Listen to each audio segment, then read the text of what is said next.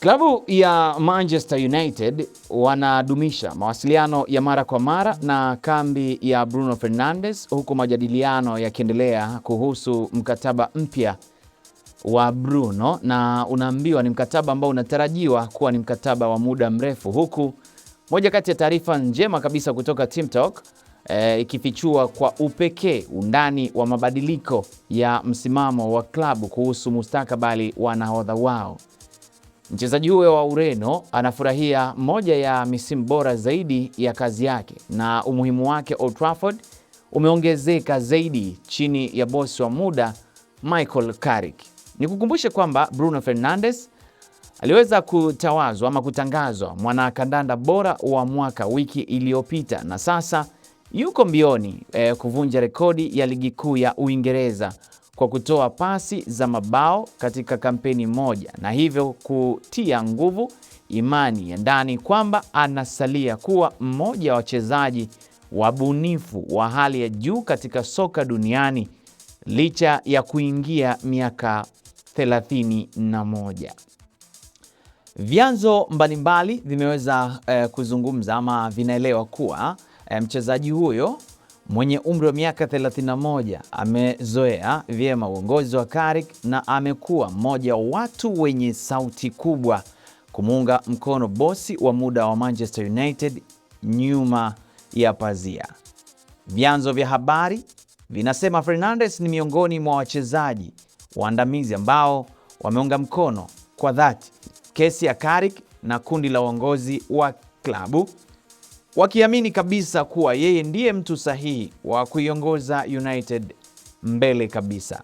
Hivyo inawakilisha mabadiliko makubwa kutoka kwa hali tu msimu wa joto uliopita. Kama vyanzo viliweza kufichua hapo awali, United na meneja wa zamani Ruben Amorim walikuwa tayari kwa uwezekano wa Fernandes kuondoka, huku klabu ya Al Hilal ya Saudi Arabia ikiweza kumhitaji. Katika hatua hiyo, kulikuwa na hisia ndani ya sehemu za klabu hiyo kwamba uuzaji mzuri unaweza kuzingatiwa, kwani wakubwa wa mashetani wekundu walikabiliwa ama walibadilisha kikosi. Sasa walakini uchezaji na uongozi wa Fernandes msimu huu umebadilisha kabisa msimamo huo.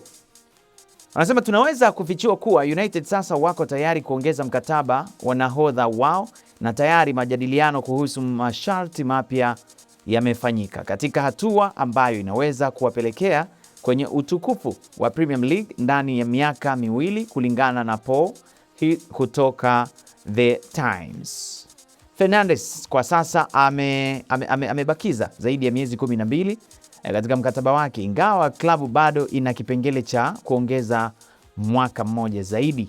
Vyanzo vilivyo karibu na mchezaji huyo vinasema kwamba Fernandes na familia yake wametulia sana kaskazini magharibi, na kiungo huyo yuko tayari kumaliza soka yake Old Trafford.